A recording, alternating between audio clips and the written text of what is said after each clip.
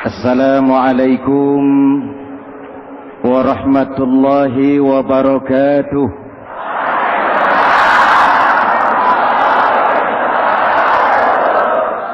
Alhamdulillah wassalatu wassalamu ala Rasulillah Sayyidina Muhammad ibn Abdullah wa ala alihi wa sahbihi wa mawala, amma ba'du. Hadirin hadirat ma'asyiral muslimin yang saya cintai, Ramadan adalah madrasah, sekolah, tempat di mana kita banyak sekali belajar tentang hidup dan kehidupan,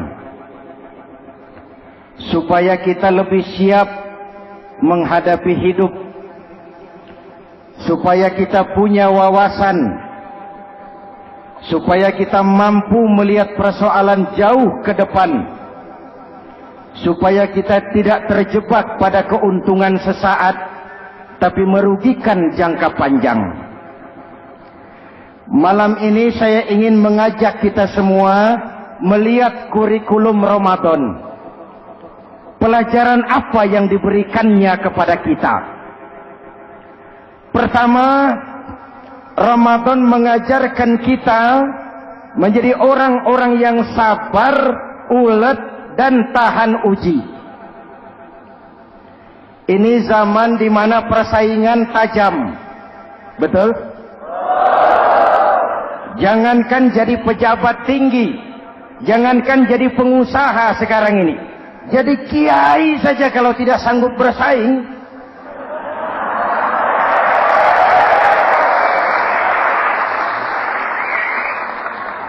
ini bahasa kasar tapi jujur.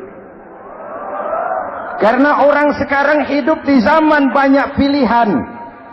Akibat persaingan yang semakin tajam, orang sering kehilangan kesabaran. Kepengen cepat kaya, lalu tidak sabar. Makan renten, nipu orang, buka peternakan tuyul, korupsi. Sekarang ini kan lagi santer Bulog Gate jilid 2. Rupanya memang tajam uang Bulog itu. Bulog sudah memakan salah seorang mantan ketuanya. Berdoa amang. Bulog sudah memakan seorang presiden. Sekarang Bulog sedang mengarah kepada ketua DPR. Kita lihat hasilnya.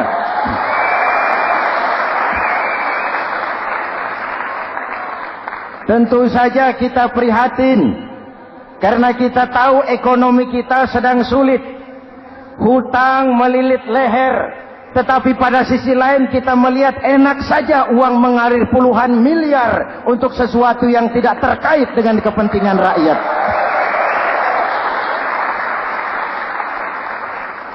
Karena itu puasa mendidik kita sabar, biar lapar melilit perut, biar haus mencekik tenggorokan.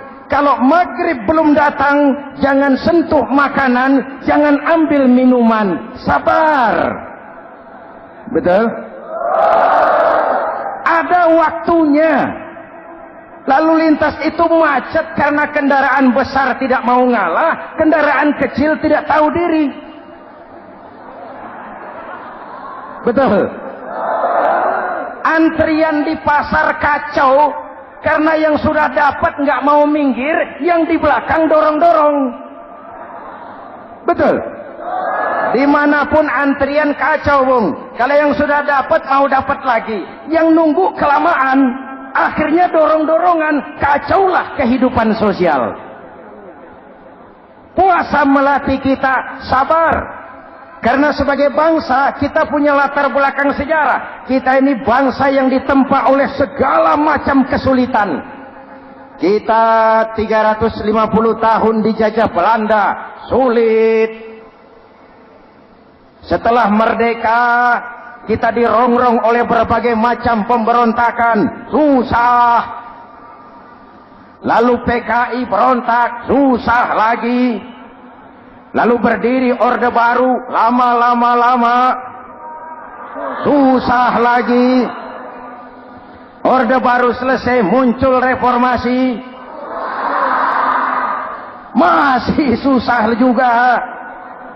Kita bangsa yang ditempa oleh kesulitan, bangsa yang tahan bantingan, bukan bangsa yang cengeng. Karena itu mari kita menjadi diri kita. Kita akan gagal kalau kita mau jadi orang lain. Kita akan gagal kalau kita hidup di bawah bayang-bayang orang lain. Jadilah kita diri kita sendiri. Sabar, ulet, dan tahan uji. Inilah kurikulum pertama dari pelaksanaan ibadah puasa. Sehingga dengan dibekali sifat sabar, kita bisa mengendalikan diri. Manusia hebatnya ya. Ayo kita banding-bandingkan. Malaikat, binatang, manusia. Malaikat tidak diberi nafsu, hanya diberi akal. Kalau malaikat tidak pernah salah, wajar. Jibril nggak pernah korupsi ayat. Ini ada ayat bagus, saya pakai sendiri saja ini. Tidak. Malaikat maut tidak pernah salah adres mencabut nyawa orang yang belum waktunya mati. Tidak pernah. Dan itu wajar. Malaikat makhluk tanpa alternatif. Secara instinktif dia diciptakan untuk taat. Sebaliknya binatang diberi otak tapi tidak diberi akal. Binatang hanya diberi nafsu. Kalau binatang tiap hari salah, wajar. Ayam, kalau sudah datang syahwatnya, tidak usah menoleh. Ini banyak orang apa tidak? Betul. Kuda keliling kota, tidak pakai celana, tenang saja. Betul. Dan wajar, namanya juga binatang. Sedangkan manusia diberikan akal dan diberikan nafsu. Tiap hari terjadi perjuangan. Kadang akal menang, kadang nafsu yang menang. Ketika akal menang, kita lebih tinggi dari malaikat. Ketika nafsu yang menang, kita lebih rendah daripada binatang. Hadirin yang saya cintai, itu pelajaran pertama, sabar, ulet, tahan uji. Lalu pelajaran yang kedua, melahirkan sikap istiqomah. Punya stabilitas temperatur batin, istilah sekarang. Soal istiqomah ini saya tidak akan menjelaskan pengertiannya. Saya mau cerita saja. Mau dengar nggak? Ini tentang istiqomah. Dalam satu pertempuran, Jenderal Salahuddin Al-Ayyubi bersama tentaranya, tentara Islam, pernah mengalami kekalahan. Karena kalah, banyak yang ditahan, jadi tawanan orang-orang kafir. Beberapa perwira dan banyak ofsir.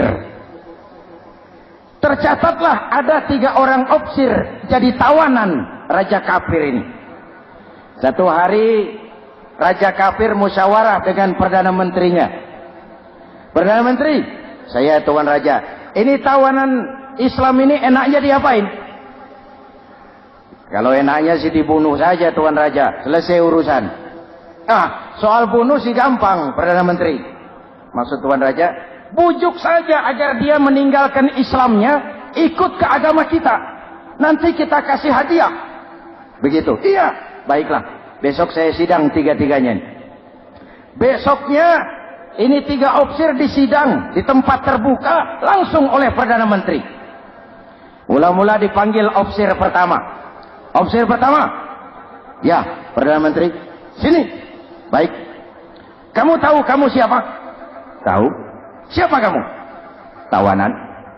Iya, kalau tawanan bisa diatur kan? Diatur bagaimana? Kamu mau nggak ikut saya bersama Tuan Raja meninggalkan Islam agamamu, mengkhianati saudara-saudaramu sebangsa, setanah air, sekeyakinan? Ikut dengan saya, tinggalkan Islam. Nanti kamu akan saya angkat jadi pejabat tinggi, gaji cukup, rumah cukup, kendaraan cukup, istri cukup. Tapi kalau kamu menolak, kamu akan saya bunuh. Tuan Perdana Menteri, ya. Apa Anda menyangka selama ini saya berjuang karena kepengen kedudukan yang tinggi? Nih. Tuan menyangka saya berjuang ini karena kepengen harta yang banyak, jaminan hari depan yang memadai? Tidak, Tuan Perdana Menteri. Saya tinggalkan keluarga, kampung halaman, sanak famili, handai taulan. Saya jihad karena mengharap ridho Allah Subhanahu wa ta'ala. Tapi sekarang kamu tawanan kan? Itu resiko perjuangan. Kamu tidak mau meninggalkan Islam? Tidak. Kamu akan saya bunuh. Silakan. Kamu tidak takut mati? Tidak. Kamu berani? Dari kemarin. Apa dikira baru sekarang saya berani? Tuan Perdana Menteri, saya berharap memang saat-saat seperti ini bisa saya temukan. Ibadah saya sedikit, sholat saya kurang, puasa saya kurang. Barangkali dengan jihad saya bersimbah darah, mati di tangan Tuhan, Allah akan mengampuni dosa-dosa saya dan saya dapat tiket untuk mencapai keridhaannya.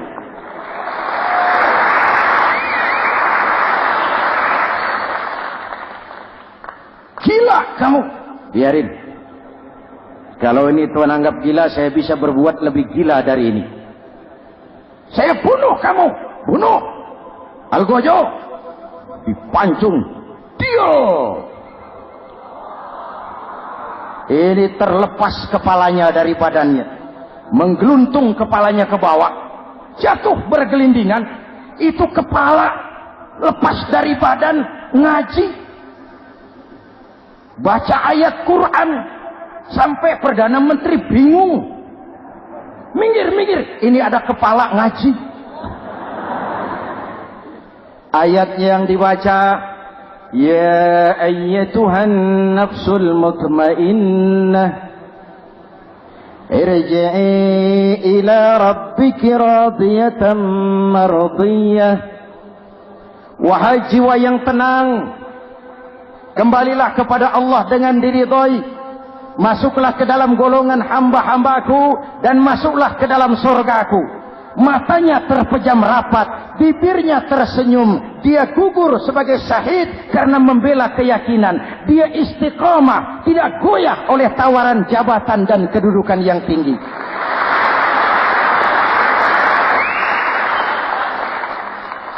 Perdana Menteri geleng kepala. Dasar orang Islam. Panggil officer kedua.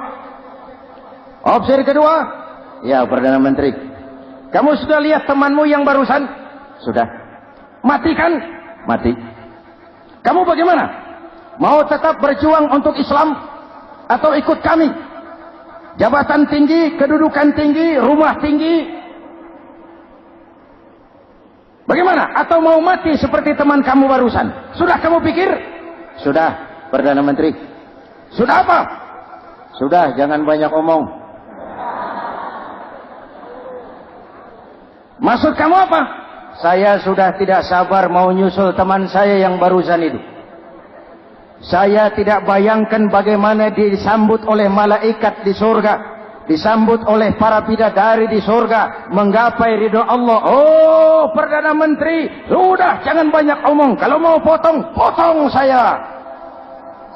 Perdana Menteri bilang ini lebih gila dari yang pertama.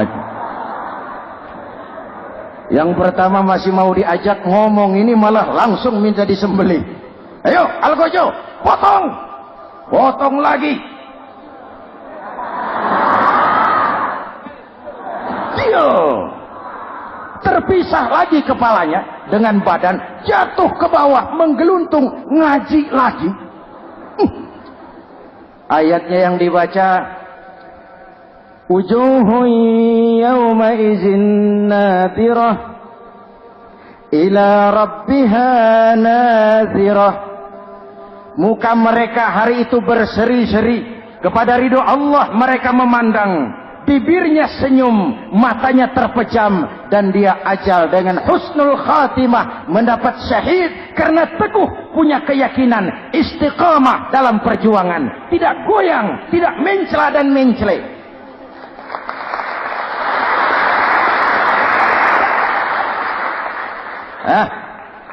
Officer ketiga, sini. Siap, Perdana Menteri. Kamu sudah lihat nasib 2 orang teman kamu? Sudah. Mati kan? Mati. Kamu mau seperti dia? Oh, tidak, Perdana Menteri. Saya tidak mau mati. Daripada matikan lebih baik hidup. Kamu mau ikut saya? Mau, Perdana Menteri. Mau. Gaji besar, rumah besar, kendaraan besar, istri.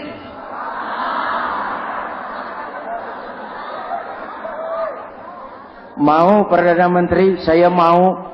Daripada tidak jadi apa-apa, kan lebih baik jadi apa-apa. Daripada tidak punya apa-apa, kan lebih baik punya apa-apa. Oh, jadi kamu selama ini berjuang karena mau cari apa-apa? Iya. Bagus. Nanti saya musyawarah sama raja. Kamu diangkat jadi bupati di mana? Tunggu ya. Perdana Menteri laporan, Tuan Raja. Ya, ini officer ketiga kelihatannya baik ini. Dia mau mengkhianati teman-temannya, sebangsa, setanah air, sekeyakinan. Mengkhianati bangsanya, meninggalkan agamanya. Dia mau ikut kita. Kita angkat jadi pejabat, di mana dia? Raja senyum. Oh, soal angkat mengangkat sih gampang, Perdana Menteri. Cuma saya pikir-pikir officer ketiga ini kok tegel-tegelin. Kok sampai hati ya? Temannya sendiri, seiman, sekeyakinan, sebangsa, setanah air, dikhianati karena mengejar jabatan, harta, kedudukan. Orang itu, Perdana Menteri, kalau sudah mau mengkhianati saudaranya sendiri, apalagi orang lain.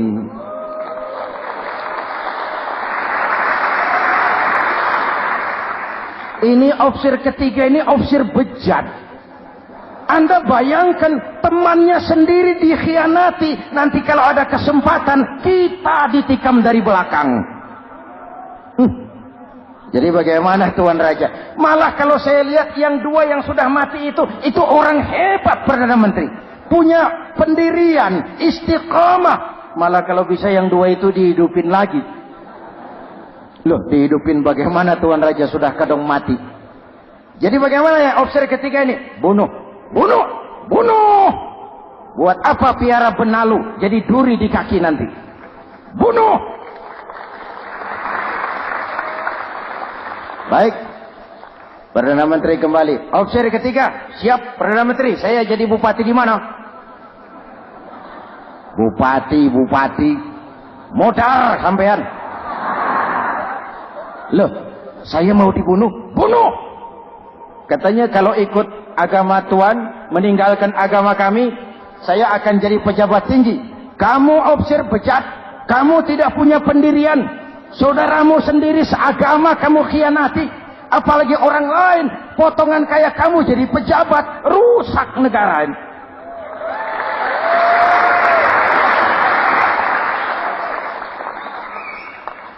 Hadirin hadirat yang berbahagia, saya lanjutkan cerita ini. Nanti kesimpulan diambil sendiri-sendiri. Jadi saya mau dibunuh, Tuan Perdana Menteri. Ya, kamu mau dibunuh. Tidak jadi pejabat. Tidak. Kamu bejat. Bejat kok mau jadi pejabat. Nanti juga kalau kamu jadi pejabat, paling kerjamu memperkaya dirimu sendiri. Paling banter keluargamu dan golonganmu. Rakyat tetap saja tidak terurus.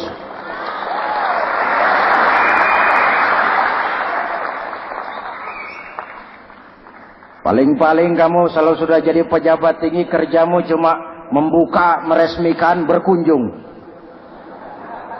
Berkunjung, meresmikan, membuka. Membuka, meresmikan, berkunjung. Lah kapan kamu ngurus rakyatnya? Bejat kamu. Jadi saya dibunuh. Bunuh. Iyalah, kalau mau dibunuh ya saya bunuh. Tapi saya mau Islam lagi ah. Terserah, mau Islam lagi mau tidak, kamu tetap akan dibunuh. Iya, saya mau Islam lagi. Ayo cepat. Iya Pak, saya mau syahadat dulu. Cepat. Iya Pak, asyhadu macet lehernya. Ayo cepat. Iya Pak, asyhadu tidak bisa mengucap syahadat. Ayo cepat. Iya Pak, asyhadu tidak tuntas mengucap syahadat, golok algojo keburu sampai di lehernya.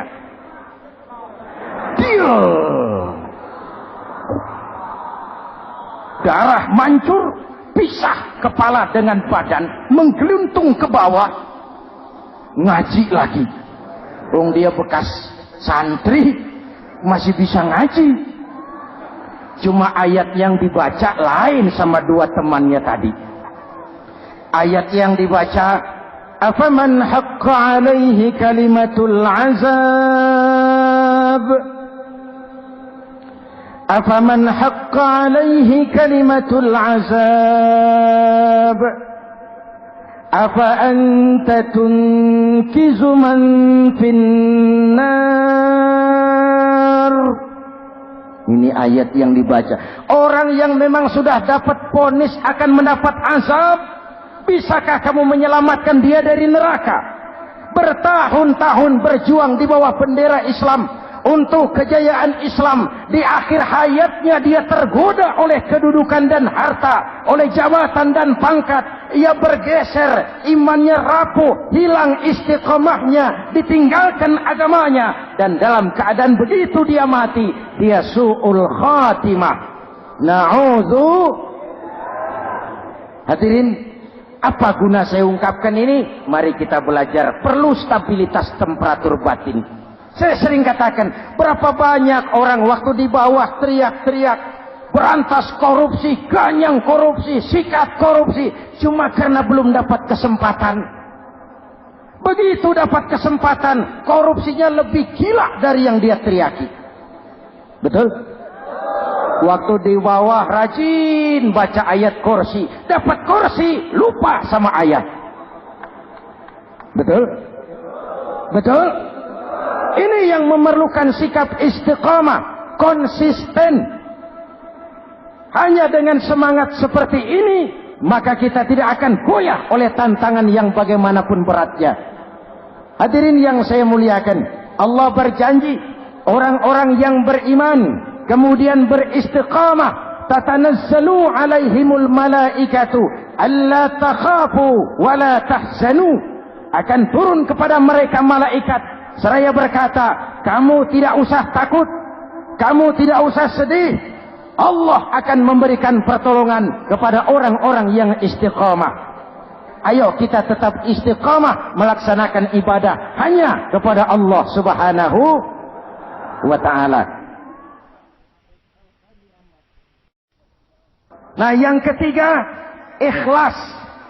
Allahumma laka sumtu, untuk engkau saya berpuasa. Orang mau puji atau tidak bukan soal, orang mau lihat atau tidak bukan soal. Kalau sudah berbuat, yang penting karena Allah saja.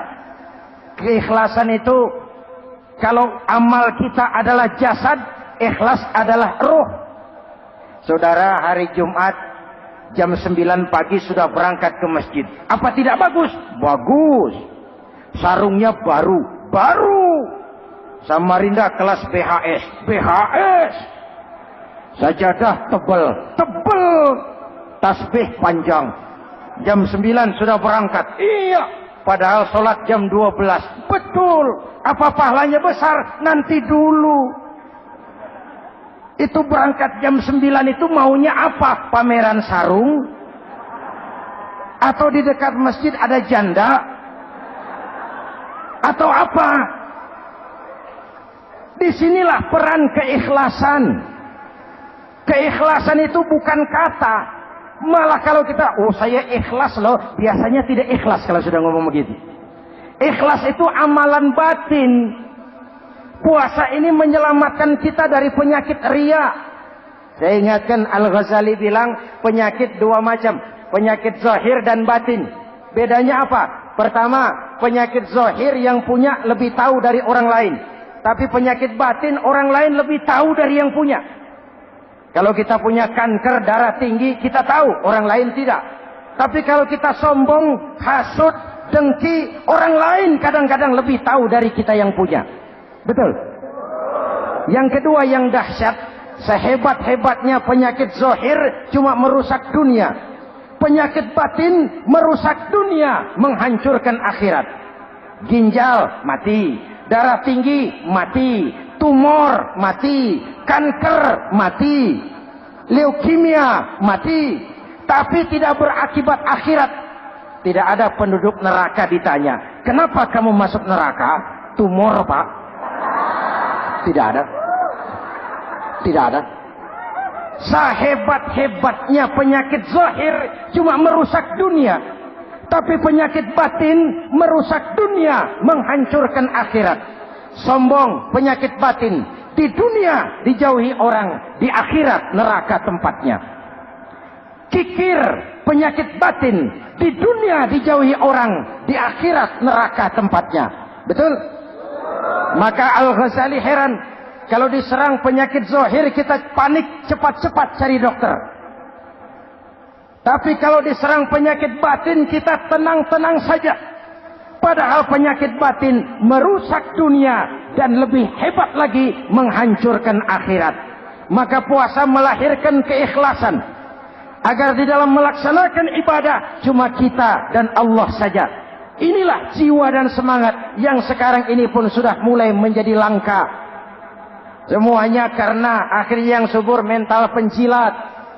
Sumuhun dawuh, pasukan kulonuun, barisan asal bapak seneng, pasukan kumaha juragan wae, organisasi oke bos. Kita miskin dengan orang-orang yang punya prinsip, yang berani berkata ya terhadap yang benar, sanggup berkata tidak terhadap yang tidak benar, apa dan bagaimanapun resikonya. Kita terlalu kaya dengan barisan asal bapak seneng, pasukan oke bos, organisasi kumaha juragan wae. Dan kita miskin dengan orang-orang yang punya kepribadian, yang tegar dan istiqomah apapun resiko yang dihadapinya. Jadi dengan keluar dari sekolah Ramadan, semangat keikhlasan makin tumbuh dalam hidup dan kehidupan kita.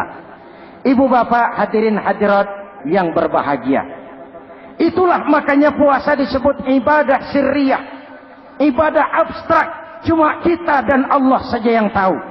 Ini lebih mendorong semangat keikhlasan. Kata Imam Al-Ghazali, "An-nas kulluhum mauta illa al-alimun wal 'alimuna niyamun illa al-'amilun wal 'amiluna mughtarruna illa al-mukhlisun." Manusia itu mati kecuali orang yang berilmu.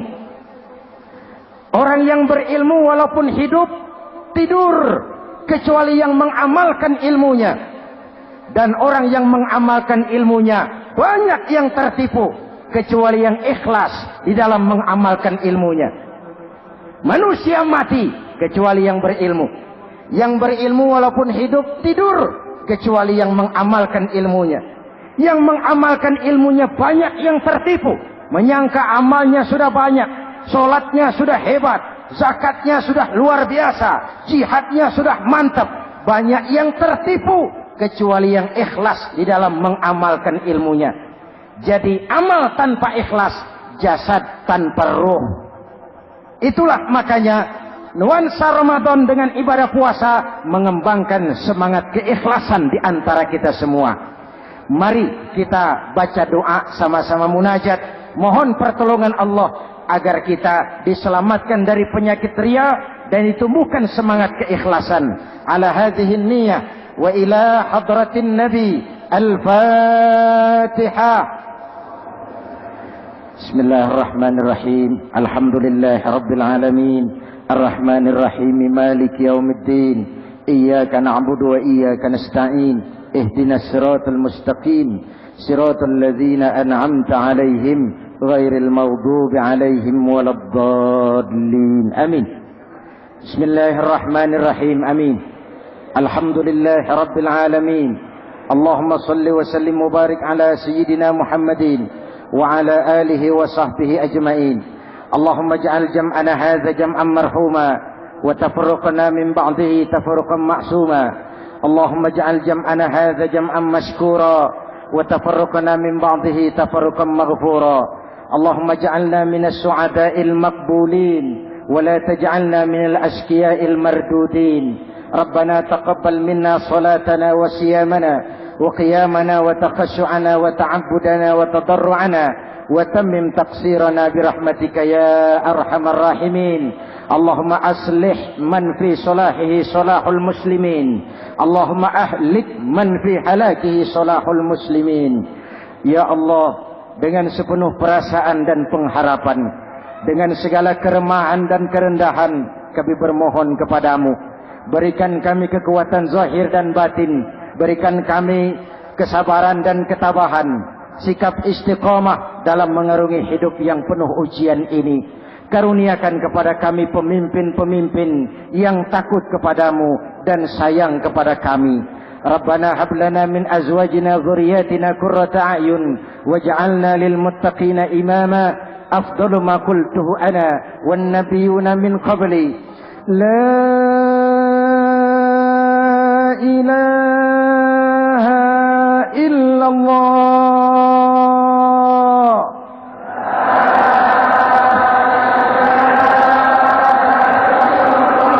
La ilaha illallah.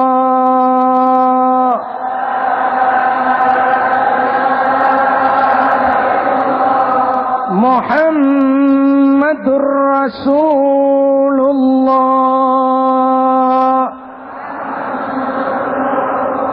Amin.